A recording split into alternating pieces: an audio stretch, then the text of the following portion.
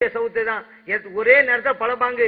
அது எப்படி கேட்கறது, எப்படி பதில் சொல்லுங்கிறது அல்லாஹ் வகுத்தது. ஆனா நாம் ஸல்லல்லாஹு அலைஹி சொல்லி காட்டுறாங்க.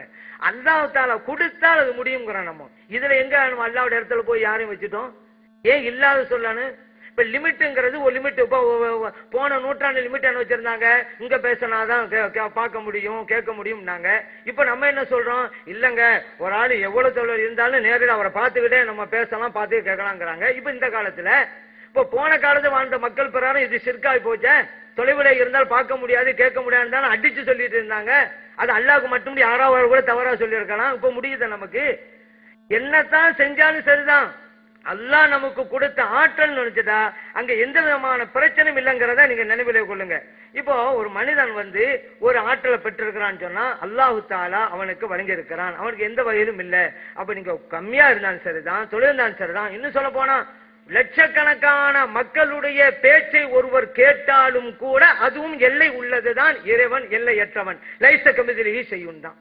இறைவனை போல எதுவும் கிடையாது.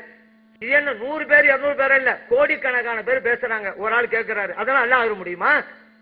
கோடிக்கணக்கான பேருண்டாலும் எல்லை தானங்க. இத்தனை கோடி எல்லாம் வந்துருச்சங்க. அந்த எல்லைக்குள் கட்டுப்பட்டவனா இறைவன்? சரி, கோடிக்கணக்கான பேருடைய அழைப்பு ஒரு ஆள் கேட்டாக்கா இவராக அந்த ஆற்றல் எடுத்துக்கொண்டாரு. இல்லைங்க, இவர் ஒண்ணும் இல்லாதவங்க, எந்த சக்தி இல்லாதவங்க, அல்லாஹ் உங்க கொடுத்திருக்கிறான். அப்ப அல்லாஹ் வேற இவன் வேற எவ்வளவு தெளிவா இருக்குது. அப்ப ஒரு ஆளு பேசினா கேட்க முடியும், லட்சக்கணக்கான பேர் பேசினா கேட்க முடியாது. அப்படி சொன்னா ஷிர்க். அது என்னது?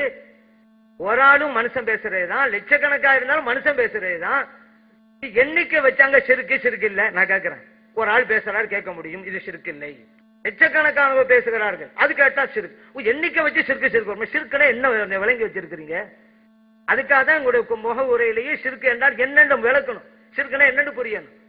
அதனால இல்ல, நம்ம சாதாரணமா ஒரு ஆள் பேசினாதான் கேட்கிறோம், லட்சக்கணக்கான பேச நம்ம கேட்க முடியாது. நம்ம கேட்க முடியாது.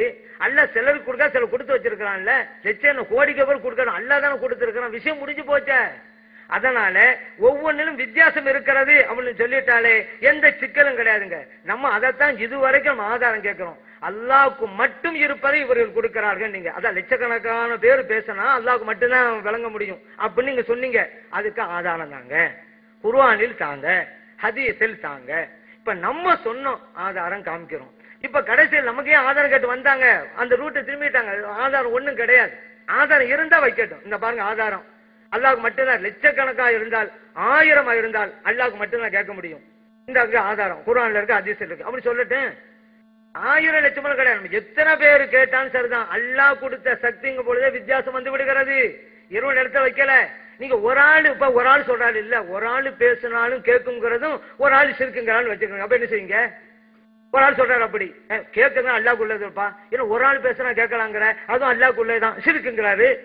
ஷிர்க்குன்றத ஒரு ஆளா லட்சமா கோடிங்கிறதல்ல.